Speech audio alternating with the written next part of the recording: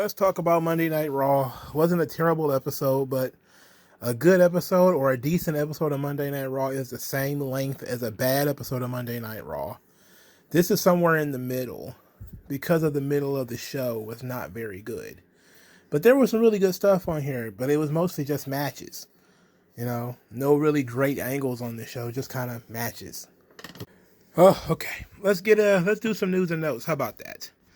So TKO Group Holdings, their president, Mark Shapiro, talked about the rights fees for Monday Night Raw. He said thusly in an interview with UBS Global Media and Communications, he says, "We're in conversations with Raw. Our deal with USA is that not up till October of next year. We have time. We have time to be flexible. We have time to be creative. We have time to develop different solution models depending on what the player may be. We could go before the NBA if the price is right, or after the NBA if somebody is left at the altar. Our job is to maximize the rights value for Raw." In terms of WWE Network, he says, "The deal with NBC is up in March 2026. We could take it to market all by itself, or we could package it with UFC since it's similar content." I am concerned by that last statement, that people think that pro wrestling and mixed martial arts is similar content. It's not, though. Mixed martial arts is mixed martial arts. I guess, see, they keep playing this game with WWE where they want to make it sports, but then they want to make it entertainment when it doesn't really work out as sports. Like, it doesn't draw on the other end like normal sports. In terms of sponsorships, in terms of, placement, and these kinds of things. Like, they don't get, like, despite the fact that WWE makes so much money, when you look at something like NASCAR or F1 or other things that WWE kind of dwarf in the ratings, like, people watch WWE more than a lot of other things on the planet, UFC included, but they have a hell of a time getting sponsorships. They have a hell of a time on broadcast television. It's hard for them to monetize this product. And that's because it's neither fish nor fowl. It's neither sports nor pure entertainment. So it's a difficult sell. So I appreciate that he's trying to say, look, we can go before the NBA, we can go after, even though I'm pretty sure they're going to wait till whatever happens with the NBA, unless the money is right there and the money is great. But they shouldn't sacrifice their reach by going behind a paywall and going with a Amazon or something like that just because of the money. Because again, like I said, you're going to cut into the viewership at that point. Now, in terms of WWE Network, I think it's well situated with NBC, but you could obviously take it somewhere else. That's just a lot of work to do. But I'm interested in seeing what they're going to do. And the rights fees issue is always something that's really got people all tied up in a knot. All right, the one story that's been floating around the last couple of hours, actually, Kazuchika Okada supposedly is going to try free agency when his contract is up soon. And there's all this ticketed talk about him, WWE, him, AEW. Let's just put it to bed right now. The likelihood of Okada coming to WWE is under 10%. It's probably like 8%. Because there really is no benefit to him coming to the United States and staying with WWE. AEW is a better brand fit. People know who he is. They understand him. It's becoming a place where New Japan guys who want to make more money. And I've heard from some people that New Japan is actually having some financial troubles, which is why so many of their talents are leaving, is that the Japanese economy is not doing that great. And from what I saw, because I'm not an expert on Japanese economics, but it seems that their economy is not doing that great. So this is why a lot of Japanese wrestlers are kind of floating away, or wrestlers who were working in Japan and now their contracts are up and they kind of like, you know what, let's make the move to, the United States. And AEW is a great fit for him because he can still go to work in Japan. He doesn't have to live in the United States. And I'm pretty sure Tony Khan will fly him in for special occasions. and he can still work New Japan. He won't miss like the G1. He won't miss Wrestle Kingdom or anything like that. They're going to have your brain misted into thinking that WWE and AEW are going to be in a bidding war. Like they were in a bidding war with Will Ospreay. It's like Will Ospreay could not negotiate with WWE. He was under contract to New Japan. This concept that, AEW, oh, they just outbid him. Well, let's say that was the case. Just because you could pay $200 for a loaf of bread doesn't mean that you should. I'm pretty sure everybody's using WWE to jack up the cost to Tony Khan. That doesn't mean that, there's any serious discussions being had. It's just hey, Triple H is offering me this. And then Tony's like, okay, I'll raise you because you actually mean something to his audience. You don't mean anything really to the WWE audience. And you have to start over from scratch because most of those people don't know who you are and they don't care. So it's good for Okada to get out of New Japan. He probably, he's done everything he can do there. It's time to spread his wings, do something else. So if this is true and he does want to leave, I think it's for the best. I think he probably never do this, but he should pack up and move to the United States. Start all over. The guy's super young. He's like under the age of 35. Last I checked, he might be 35 on the nose. Very young guy. It's about time for him to try something else. Like I know in AEW he'll just be doing the same thing he's doing now, but it'll be a different audience. And it's the old adage, how can we miss you if you won't go away? Maybe stepping away from Japan for a little while would actually make him a bigger star if he turned around and go back. The old trick. But I'm not really too engaged in the Okada to AEW, Okada to WWE chatter because I don't believe it. It's like I didn't really believe the Will Ospreay thing was going to happen. And then again, I don't care. They're just wrestlers, man. Like, when you concern yourself with stars, not just with guys who are really good at wrestling. And I'm not saying that Okada's not a star. I'm saying he's not a star in this country. Nobody cares who he is in the United States. It's like nobody cares about who Will Ospreay is in the United States. A big signing would be somebody who actually has star power, who you can inject into the roster immediately, and people will buy t-shirts and, you will make some money back on that investment. Despite the fact that I don't like CM Punk is a star. He fits the description. He came in, immediately started selling a bunch of t-shirts, and everybody was like, oh, this matters. If Okada came into WWE, it would matter to a small number of people who will then just get pissed off that he made this decision and choose to not watch the show or only watch the show to make fun of him. How they do with Nakamura, Akira Tozawa, and many others. They just watch the show just to mock these guys. He could be having 30-minute classics with Jay White, but instead he's wrestling The Miz. I was like, okay. And that was one of the first jokes I saw is, Okada having 6-minute matches with JD McDonough or 15-minute matches with Kenny Omega. And I was like, how many times do you have to wrestle Kenny Omega? Like, how can you continue to be impressed by the same whatever? But I am not, and I don't suggest anybody else get too tied up in the Okada to WWE train.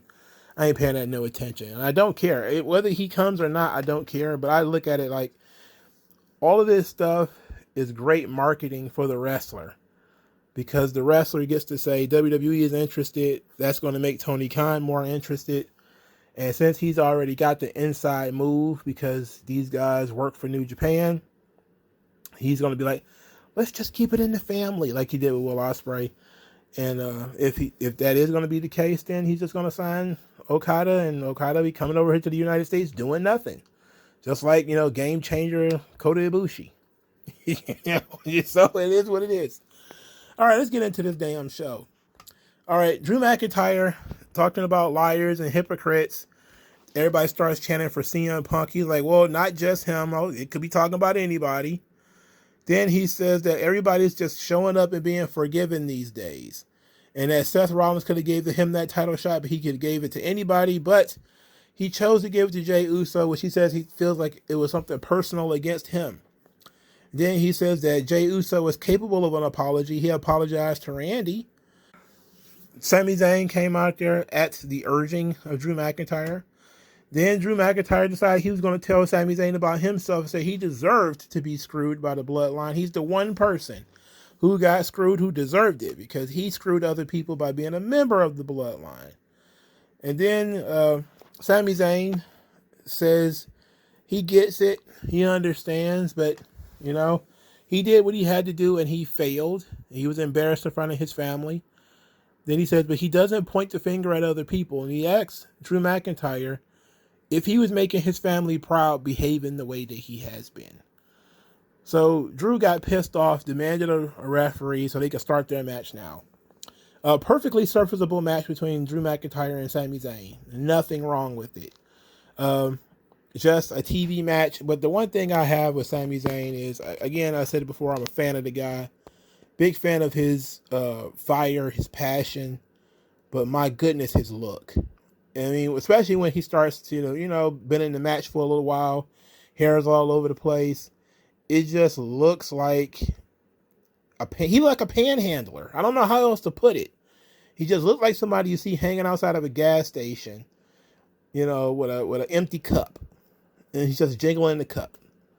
I just can't get over he does not look like one of the world's best fighters. He's painfully pale, beardy, and the beard is not even well groomed. Hair just all over his head. He just does not look like a star.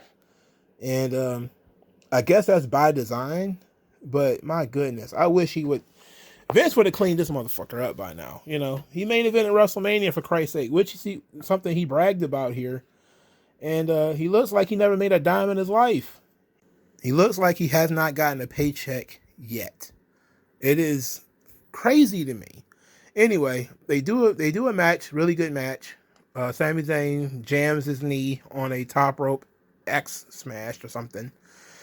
He starts to continue to work the match. Knee still hurt. He tries to do his tope over the top rope, but he can't because his knee is too bad. Drew McIntyre, they did a great shot of Drew McIntyre looking predatory through the ropes, the old Vince trick, except for he wasn't down so low. And he chop blocked Sami Zayn, which got the first real boos of the match. And then he went from there to the Claymore and won the match. So Drew McIntyre won. Sami Zayn was pretty down bad for the rest of the show. He was backstage when he got jumped by Drew McIntyre again, who beat him up and says that how dare he mentions his family. And he left footprints all over Sami Zayn's ass. Jey Uso comes backstage. He's trying to console Sami Zayn. He wants to know what's going on. Then he goes to Adam Pearce and tells Adam Pearce that if he doesn't handle Drew McIntyre, then Jey Uso will have to. Adam Pearce told him to focus on his world title match. Now, this we're going to pivot to Jey Uso and Seth Rollins. But before that, let's talk about the Drew McIntyre heel turn. So they let the crowd turn on Drew a little bit. And then they started having Drew do like really heelish shit. Like him teaming up with Judgment Day, not good. But, attacking a beloved babyface like Sami Zayn the way that he did was really good stuff. Cemented his heel turn. And then he did it twice. He doubled down on it. Really good stuff. Him disappearing for the rest of the night, interesting. Let's put it like that. So, Sami Zayn being a good foil, it's always a good position for you to get some sympathy, get beat down and sell a little bit. Again, my only problem with Sami Zayn is he looks like a panhandler. All right, so earlier in the night, there's a Jey Uso vignette where he says that he thought he would never have this chance again, the chance to be the World Heavyweight Champion. Talked about he convinced himself that he was done after Jimmy's betrayal at SummerSlam. He wanted to be done with wrestling. He wanted to be done with WWE. He didn't want to come back until Cody gave him a phone call, gave him an opportunity to create his own legacy. Then he says that before everything, it was just him. So before the face paint, before the dance, before FCW, before the penitentiary, before the championships, before the bloodline, before anything, it was just him.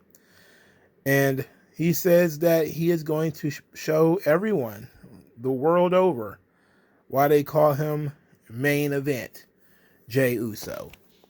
So I really liked this vignette. I thought it was a powerful vignette in terms of telling the story of Jey Uso and explaining the gimmick and everything and getting people to really believe that he's got a shot here. So backstage, Seth Rollins is with Adam Pearce. Adam Pearce tells Seth Rollins, look, I'm going to let you know from the jump right now. I'm trying to sign CM Punk and I invited him to Raw next week. Seth Rollins says that this is going to blow up in Adam Pearce's face. And when it does, he wants Adam Pearce to stand aside to let him do what he's got to do. So the seeds are being planted again that Seth Rollins is going to be the guy fighting CM Punk. And it seems like he might be the guy who's going to volunteer to get rid of CM Punk when things hit the head. He's going to be like the locker room leader, the team captain to get rid of him. Anyway, Seth Rollins and Jey Uso had a bit of a face-off where they said they were going to do terrible things to each other. And then they had the match.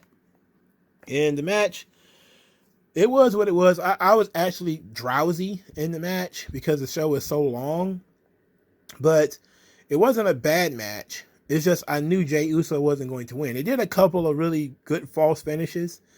But having Seth Rollins kick out of Jey Uso's finish twice, because the Uso splash is Jey Uso's finish, and he kicked out of it twice, I was like, yeah, he's just shit all over his finish. He killed him, you know? So Seth Rollins wins with a pedigree and a stomp. Match was perfectly fine. One of the better solo Jey Uso matches, but yeah, come on. We knew he wasn't going to be the world champion. After the match, Drew McIntyre hit the Claymore on Jey Uso and then was going to put him through the table. Seth Rollins tried to stop it, but Drew McIntyre ended up beating him up too. And then he did put Jey Uso through the table. Jey Uso prone, looking up at the lights, having gotten his ass kicked by Drew McIntyre is how we ended the show. So Drew is the big bad on this show now. I like it. It's where he should be. He needed to turn heel a long time ago. They finally got around to it. They did it in a way that makes it feel somewhat natural. He's still targeting various people that he thinks are taking personal shots at him. Jey Uso being number one on the list. I wish they had not had that match yet. And that's the one thing that I always wish it just did not have the match. Now, in terms of them wrestling in War Games and people saying, like, why isn't War Games the end? Which, you know, good question why it wasn't the end.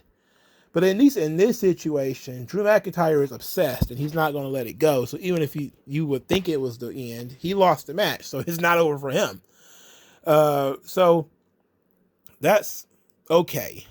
Seth Rollins trying to be a good buddy and help Jey Uso and getting beat up. Okay, that's fine too. So I don't have any problems right now with Jey Uso and Drew McIntyre and their feud.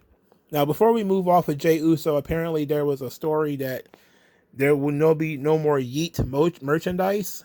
That apparently somebody else owns the trademark to it, and WWE has some trademark issues. So the people who bought Yeet shirts, those things are rare now.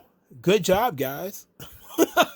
If they're pulling them and you've already bought it, you might as well fold it up and put it behind glass because it might be worth something in a couple of years. I would imagine that Yeet has been going around for a while. I would imagine somebody would have had the trademark on it. But, you know, usually when they would apply for trademarks before they started making the merchandise. I guess in this situation, they figure it's such a weird thing that they weren't going to need to. But nah. You know, people have been saying Yeet for a long time, especially in the Bay Area. But apparently somebody else owns it, I guess. So they're going to not utilize it for Jey. Very unfortunate because it got over so well with the audience, and people are not going to stop saying it. They just can't monetize it. So that's the crazy thing, you know. It got over so hot that people are going to keep saying it. People are having signs that say Yeet, but they can't sell any merchandise that says Yeet. So, sucks to be you. Moving on. Shayna Baszler, Zoe Stark, and well, let's move on. Who cares? Shayna Baszler got beat by Nia Jaxosaurus, who is absolutely hilarious. Watching Nia Jax wrestle is like watching a Godzilla movie from the 60s. Like with the CGI and everything. Like, ah! Ah! You just feel like, oh my God, bro. I mean, Nia Jax, Jesus Christ. It looked like Shayna Baszler was in the match trying to move furniture by herself. It was hilarious, bro. The German suplex off the second rope was actually pretty funny because it looked like Shayna Baszler crushed her own head. What a hilarious match this was. Nia Jax, despite the fact that we talk so much shit about her, she is nowhere near as bad as Tyra. She can actually move. She's big, she lumbers, but she actually has mobility and flexibility and don't mind taking bumps. But she much better than Tyrus, who is the worst mammal I've ever seen in a wrestling ring. I mean, it just can't get worse than that. But Nia Jax defeated Shayna Baszler. This match is much longer than it should have been. I guess they did all of this so Shayna Baszler could do her German suplex off the second rope. It didn't matter because she didn't win. This match was way too long. DIY, Indy Hartwell, and Candice LeRae, they met Imperium backstage. Imperium called them a lucky couple, and then Vinci says, "Oh, you're a lucky couple of losers." So then, after they all left, Kaiser says that he doesn't want Vinci to screw this up for him. He hopes he understands how important this is. Vinci says he got it. He just hopes Kaiser realizes how important this is. And then they went out there and lost a 2 out of 3 falls match to DIY. Imperium won the first fall when Ludwig Kaiser rolled up Tommaso Ciampa and pinned him. They lost the second fall when Johnny Gargano pinned Giovanni Vinci. And they lost the third fall when DIY hit their finish on Ludwig Kaiser. After the match, Vinci says that Kaiser is the one who's going to have to explain why they lost to Gunther, not him.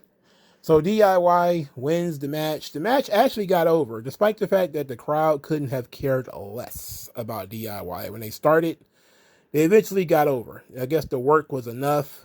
The crowd was just like, I guess we're here. Might as well make some noise. We already been held captive. So I guess we got to make some noise. So, DIY wins. It was a good in-ring match. I just have zero interest in watching DIY. I don't have no interest at all in watching Johnny Gargano wrestle. I feel bad for Imperium because they could be like a top tag team right now, really. If you look at the division, well, not much of a division, which is why I say they could be a top tag team right now. There really is no good reason why Imperium isn't a contender for the tag team titles at the moment. I know Judgment Day are the top heels on the brand, but why isn't Imperium in the conversation? I don't know. Kind of confusing to me, but they're jabronis, and I don't like it. Two very talented guys, Giovanni Vinci did a springboard moonsault, popped everybody. Kaiser is the epitome of charisma. Why can't we do more with these guys?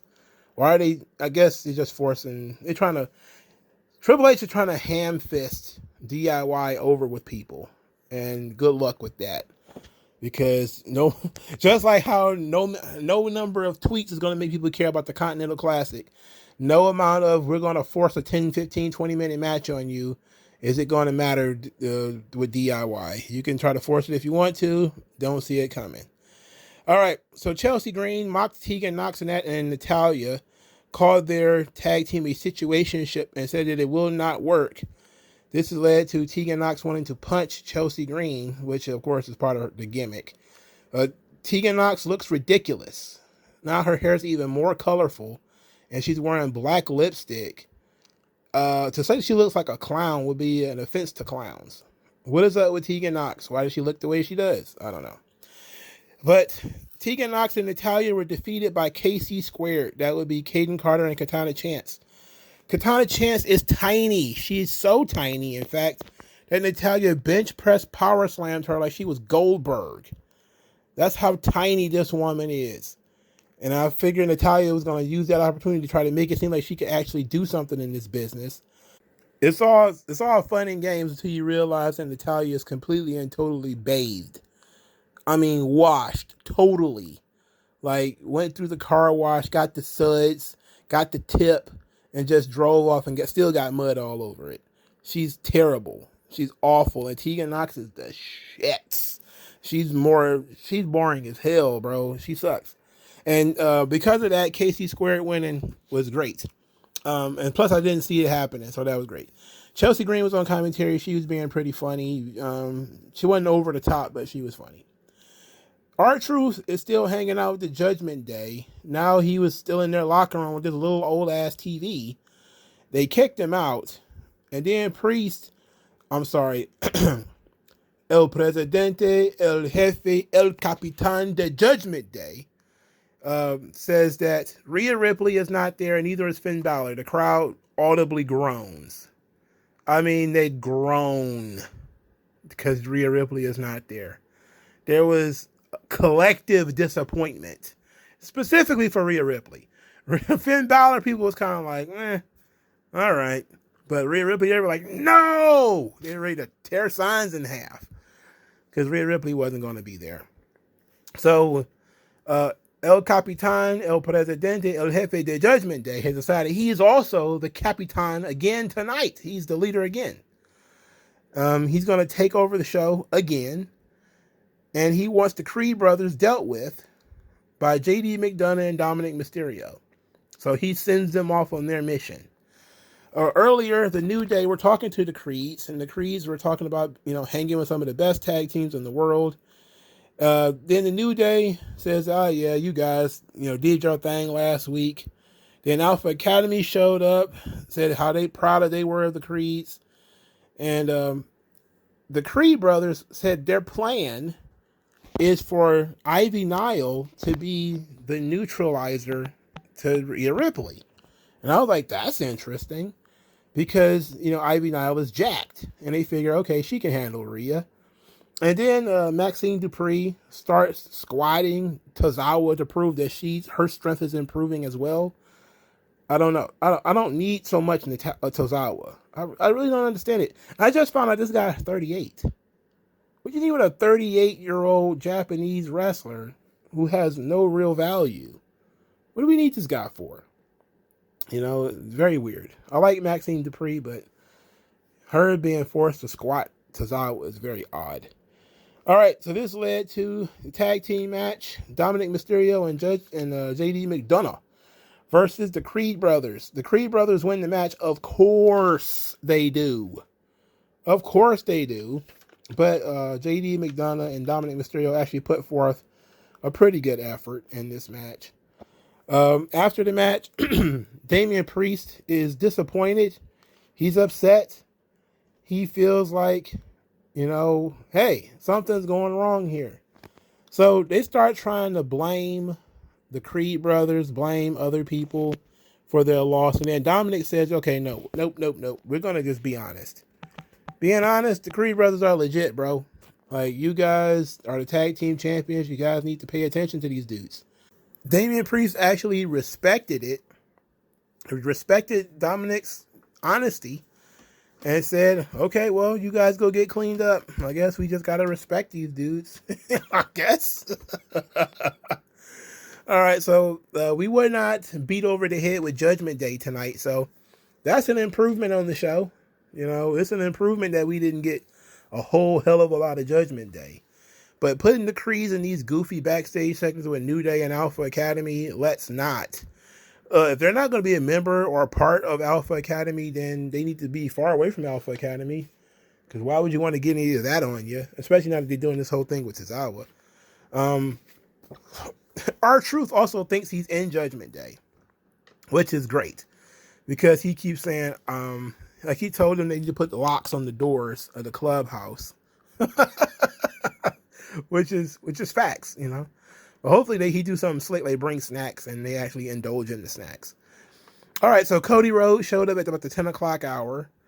Says that when he was a young boy, he used to be terrified of the poison mist and the man who spit it, who was the Great Muta. And last week, being the victim of the poison mist, he realized his fears were justified. He says that he should have been paying attention to Nakamura and all the hints. But now Nakamura has his attention, and he knows that he's got a target on his back because he declared for the Royal Rumble. But he's ready. and he wants Nakamura to come out here and do one of two things. Either A, explain explain yourself, or B, we can just fight right now. So then they did this promo segment with Shinsuke Nakamura that intersperses promo and video package. So it was like a prepared statement where he sits down and he explains that he burned Cody's eyes last week, but this week he's going to open them. And basically he says that we've had similar careers. We both won the Royal Rumble. We both lost at WrestleMania. He said we suffered the same humiliations. And there's devils in your mind whispering, telling you that you'll never make it back. He will take that burden away from Cody by finishing Cody's story because he never got to finish his own. So Cody Rhodes says, look, until you fight me, I will not rate you. I will not respect you. You say we're a lot alike. I say no, because running from fights has never been a part of my story. And they booked the match for next week, Shinsuke Nakamura versus Cody Rhodes. I think it's a little soon to have that match, especially if we're going to just stopgap it before Royal Rumble. It's like, unless they're going to wrestle more than once, why are we having the match so soon? You know? I don't know, but okay. Now, the promo segment, I liked it. I don't see, Cody always feels the need to tie the story into something personal. When I was a young boy, I saw the Great Muta and I was frightened. It was nightmarish. He was a man with red stuff all over his face, and I didn't understand. And he would say, Daddy, Dusty, my hero, what is this Great Muta? What is this man from the land of the rising sun? He scares me. He scares the young American nightmare.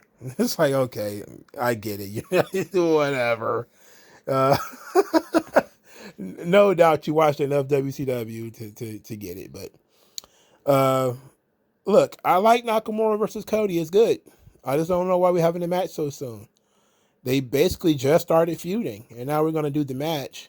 And we still got several weeks before the Royal Rumble. So I'm guessing they're going to have more than one. And I'm guessing Nakamura is probably going to lose, but then probably do something after the match. Or he's going to get disqualified in the match in order to continue this thing. But Nakamura is saying, look, I never got a chance to finish my story, so you ain't going to finish yours either. That's just prime hate. And I love that. I love hate. You know, he's just a hater. And there's nothing wrong with that. You know, like when it comes to being a heel, being a hater is just plain simple. You know, I couldn't finish my story, so why do you think you get to finish yours? I'm going to finish your story for you. You know, so I like this. This was good. It's a good motivation. It's just straight up naked jealousy and hatred. You know, that's fine. You know, it's not anything Cody actually did to him, so he's not like a rival. It's just that he feels like Cody is going to do something that he couldn't do, and he's like, no, not going to let that happen. Gunther appeared on this show for 10 seconds and basically was like, what's up with this number one contenders thing? And Adam Pearce was like, oh, yeah, we got to figure that out. All right, so the show was fine. It did feel like a bunch of people were missing, you know. I know there was a lot of people in that building chanting for CM Punk during Seth Rollins' match, by design, of course, because they mentioned CM Punk earlier in the night. And now they have these guys, you know, chanting CM Punk at certain guys who they feel like the dirt sheets are saying, this is the guy Punk is going to feud with. And so that's what they're doing. And I like that. You know, that's fine. You're letting the fans write the angle. You know, this is who the fans want to see Punk wrestle. So that's good. Drew McIntyre mentioning that, you know, guys being fired and then turning around, coming back after saying terrible things about the company. It does make him sound like a hypocrite, but he kind of didn't do that when he got fired. He kind of took the blame and said that, you know, I got to work my way back. But Drew McIntyre being kind of a hypocrite. So I like this, but the CM Punk stuff, we probably needed a little bit something different, probably a sent in promo or something, but we can wait till next week. It's not a problem. So Rhea Ripley not being there, them not forwarding at all the women's world title situation, kind of typical if you ask me. Becky Lynch and Nia Jax are about to feud. Good luck with that. I don't know. You want to wrestle a Chester droid? That's all over. That's all on you, sis. But overall, the show was solid. It was a lot of matches. Matches were well worked, but storylines were kind of tenuous. They're in a lull right now because they have to book until the Royal Rumble, and they gave themselves so much time. But hopefully it gets hotter near the Rumble. But the main event was really good. The opening match was really good. Two out of three falls matches actually quite good too. But the women's matches on here, not good at all. And I want something hot. I want like a hot angle to happen. But we haven't gotten that yet. We got a hot return that they did not follow up with, which makes no sense to me. But I'm not Booker of the Year. Purported Booker of the Year is going to be Triple H. So we'll see. But let me know what you guys thought. And I'll talk to you guys later.